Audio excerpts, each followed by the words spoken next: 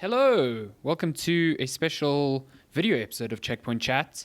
My name is Alessandro Barbosa. I'm joined as always by Matthew Figuera, and we are playing Demon Souls on PS5. Well, you are playing Demon Souls on your review PS5, which you've had a couple of days early, so you've had some premium time with this next-gen console. Before anything, appreciate how quickly that game loads from the main menu? You blinked and it's there. It's there. So that is basically from the main menu loading into a save game. And I can say with all honesty that the loads between each of the game's worlds and each of the games, between the hub worlds, all pretty much the same as that. So this Demon Souls, check out the sick parry. Damn. Nice. How's that animation? It's fantastic, and you do it every time, and I don't get sick of it at all. We actually recorded a bit of Demon Souls footage earlier, but that footage went to shit. So I recorded a bit more today, and I'm much further on. Well, not much further, but I restarted the game yesterday, and I didn't want to do it for the third time. So yeah, hooray! I've killed the first boss. Okay. And the phalanx, which was in this big hall. And I'm just carrying on with my playthrough. I'm playing as a royal, which means I can slashy slash with my sword, and I've got a wand or a catalyst, as they say, that allows me to do magic. Which in this case, it's the soul arrow. You start with that spell. Oh, jeez. You start with that spell, and it's real satisfying, but in Demon Souls, you basically learn spells as you go. You only have a set number of memory slots for spells, so you've got to balance that. But right now, it's still, early days, early going, and I'm still kind of experimenting with magic in this game because I'm not used to it. Yeah, so like you've said before, you've never really played a Souls-like or Souls-like game where you've actually had any kind of magic. Yeah. I mean, I can tell you from our side, in Bloodborne, for example, the magic was so obscure. I was just like, nah, I'm not even going to try. Especially in Bloodborne, you definitely had magic, and I think it became a bit more prevalent in the old Hunters DLC, which you haven't even played, I don't think. No, I still need to get to that. But yeah, I mean, it is a staple in Dark Souls. It very much is a staple in Demon Souls here, which if you're joining for the first time, this is a 2009 PlayStation 3 game, which essentially started the whole Souls franchise from Software. It was originally released only in Japan, and as the story goes, Shuhei Yoshida was like, this could do well in Western markets, even though it's very obscure and very challenging, and it ended up finding an audience. And the rest is a whole genre. Yeah, basically, a whole genre, essentially. We all know the meme of, it's the Dark Souls of insert franchise name or genre type, whatever. It spawned a whole meme subculture, and of course games that are just difficult by default, I guess, or at least they try to mimic this, the formula that FromSoft have, because it's not an easy formula to replicate. No, definitely. I think what's one thing that stands out, for example, especially, you can touch on it in a second, but in terms of level design, how the levels fold on themselves, you've said that that's already prevalent in this sort of a game where there's only there's no bonfires per se, spread out throughout the level, but it helps in terms of progress where you unlock shortcuts, to speed through certain areas once you've died. That's pretty much a signature FromSoft thing, I feel. It's kind of one of my favorite things about their games, just because it blows my mind from a level design standpoint, how they're able to tie everything in together. But I think, Demon Souls being a PS3 game and beautifully remade here by Bluepoint Studios. What a dragon. So How to Train Your Dragon 2.0. I'm just being amazed by you not dying to that dragon. I had played this before and I'd already died. Just this segment. So I knew. That's amazing. I knew. That sprint. Sorry to throw you off there. I was just blown off. No, not at all. There were actually a lot of collectibles on this bridge beforehand, and they're gone because I got most of them and then died. Okay. Because I got greedy. So basically from this point onwards, when I was recording, I had no idea what was happening. This is as far as I'd got. But so Demon Souls differs in respect to Dark Souls and Bloodborne in that there isn't one contiguous world. It is split up between 5 archstones or archstones, and each of those is like a world unto itself. But even within each of those worlds, you've got multiple bosses, and you've got shortcuts to find that help you get from one archstone to the next, because the archstones are basically like your bonfires, and you only unlock those checkpoints, so to speak, after defeating a boss. So there's no in Bloodborne, you would find lanterns interspersed between the worlds. You definitely get one after a boss, but they would be one after the other, sometimes 2 or 3 before each boss, you know what I mean? Yeah. There's none of that here. So when you die, you are really losing a lot of progress if you haven't found a shortcut. And even when you found a shortcut, taking that shortcut usually means killing a lot of enemies beforehand, before getting to where you died. So I think that's where Demon Souls gets a lot of its rap for being one of the harder entries in From Software's series. Yeah. And I definitely feel that. I think Brave personal ways. I think it is so far a very challenging game, but it is also very challenging because man, you make one mistake and you lose much more progress than I'm used to after playing Bloodborne. That was a very good hint that someone left. The one before this, what is that? Groot?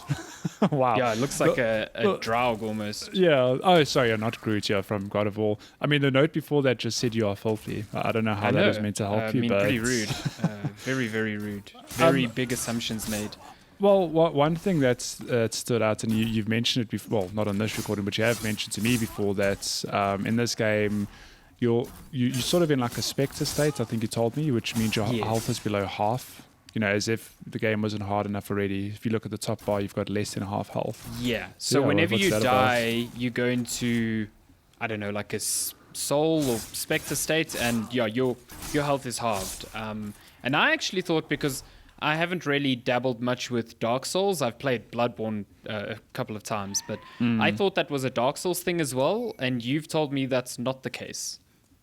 No, I could be wrong, but the way my experience with Dark Souls 3 was that you have a base health, but there's a way to buff it more than what it is by, I think you become, you consume an ember, and you enter a different state, which boosts your health. It's like a buff until you die.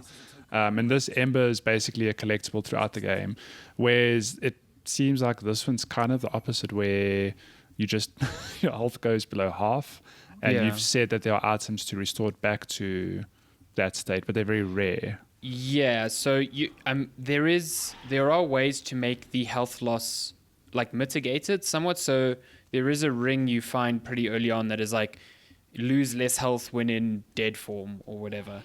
But there are also items that can revive you to human form, and when you kill a boss, you are also revived for free. But you can die anywhere here. You can die in the game's hub world, the Nexus. I've fallen to my death there twice now because I'm an idiot. And that is really disheartening. When you've just defeated a boss, you go back to the Nexus and you want to spend all your juicy souls, and then you end up losing half your life. So I've just resigned myself to the fact that I'm going to play most of this game with half the life I have. Yeah, I don't think you're alone. But based on previous games, there's a lot of dyings. And you've said you only really get your health back after killing a boss. So it's you spend 10 plus attempts killing a boss, you get your full health back, you die. You try. Or you burn one of those rare items because you think, I think I die here. Yeah. I didn't see that guy, and he just flurried me. Yeah, completely. So I don't think... if you burn one of those rare items to bring back your humanity, and then you die to a boss, that is man, I'd be pretty ticked off. I beat the first boss in this hollow form, which was I thought the Phalanx was a pretty easy boss because it's more a battle of attrition than skill. You just got to be patient and bide your time. But I'm curious to see bosses that are more aggressive, or do a lot of damage with an attack, where having a bigger health bar could mean the difference between having the ability to heal or not, like how that will play out. I mean, if you're going to get hit once and die immediately, you know? No, then, and I mean, the area I get to later starts feeling a lot like that. So I nearly died there. I didn't realize I was that far forward. One of the other changes from Dark Souls, and not so much Bloodborne, is healing items. So Dark Souls has your Estus Flask, which regenerates every time you're at a bonfire. Yep. Bloodborne has blood vials, which are consumables, but there's only one type of them. This has like grass, different types of grass. You saw there, I got crescent moon grass. I think I go across the bridge here. I don't remember what happens. No, I remember what happens. Yeah. I didn't realize the dragon came back there. I watched a little bit of this before we started recording. I took a moment to appreciate how you healed and then just died. So you have different types of grass that heal you different types, different varied amounts, and that's a consumable. So I can see instances where you will have to be grinding out for grass if you've really burnt all of them on a boss fight or something. So here, because I lost all my souls anyway, I just returned to the Nexus. This is your hub world. So think of it as like Hunter's Dream in Bloodborne, but also with these 5 archstones that connect you to all the other worlds. This is pretty much what has carried out throughout the games. I mean, it's a bit different in Bloodborne with the difference. I mean, it's different names for more or less the same sort of stats. But that looks similar to Dark Souls stuff. As well. It's like endurance, vitality, magic. They affect all the sorts of things you expect. She takes your souls and you upgrade. These are the different archstones which go to the 5 different worlds. Since the game launched in 2009, there's always been the 6th one that is broken, and Bluepoint was asked whether they were going to add in the 6th one, which was always thought of as like cut content, and they decided not to, which, they trying to keep faithful to the original, I guess. Well, I mean, on that, I do wonder, for all intents and purposes, this game is reviewing and being received pretty well. So I do wonder if there's, for example, any DLC planned or potential sequels. But I mean, it's difficult because Bluepoint are essentially, although they've done like a stunning remake, it's not their intellectual property, if that makes sense. They didn't, conceptualize the mechanics, the gameplay, that sort of thing. They've just taken it and given it like their beautiful coats of paint. So I do wonder, like, where do you draw the line? Do FromSoft say, like, listen, you can't touch this. We're busy with Elden Ring, but we're coming to Demon's Souls 2 after all. Like, yeah, sure, here's our blessing. You did such a good job. Make a DLC, for example. Like, I don't know. I could see... I definitely don't think Bluepoint would be the right studio to make additional content for the game. Yeah. I think, if anything, if Sony decides to do that, they get... Sony Japan and From Software in a room with Bluepoint, and they go, okay, this is the engine we made for this remake. Let's add content to that, and it's like a collaboration in that sense. Because I definitely think you need From Software's and for sure. Their design philosophies and Miyazaki's design as well. So So I've come to this other world, this other realm now, just to give it a look. This is also the first time I was here, so I was kind of sussing things out. I do love that the notes are just as obscure as they've ever been in any other FromSoft game. Yeah, players really don't like to spell it all out, but in the same way, they are giving you the hints that you need. Yeah, the one was very specific, said like magic attacks are helpful here. So yeah. Oh, and you like. I mean, I wonder what happens there if I'm playing as a knight and I don't have magic. Like, I just got to deal with it. Oh, you sticky white. Oh my god, sticky white slime. Oh, you died again. And then just got a rock to the face. I mean, I deserve that. I was greedy. You were greedy, but that's 3 deaths in. How long have we been talking for? Listen, my counter is going to be high. There is an in-game counter for your deaths, so that's really good. That's awesome. That makes me happy because I when I've streamed FromSoft games in the past, I've had to do that stuff manually. So there's an in-game counter for your total playtime, which doesn't pause, obviously, unless you put the system into like rest mode or in the background or whatever. But it also counts your deaths, which I think I'm on a total of like 4 now. So that's cool. Yeah, you got it, fam. So these look like mines. I was just kind of sussing my way around here, just feeling where I should go. I'm just going to turn this shit quickly. It's all good. I mean, as you can see, it's got the same like philosophies as. Yeah. I guess it's interesting to see that in 2009, From Software kind of had the formula down already. They knew what they were doing, like obscure pathways and different avenues to take, and you kind of got to get lost in this twisting world. But I mean, on that, I'm actually like honestly shocked that there's such an overlap between this and what I've seen in their latest game. It's Dark Souls 3. Like you would think this is the first game in the franchise, or in the whole genre, whatever.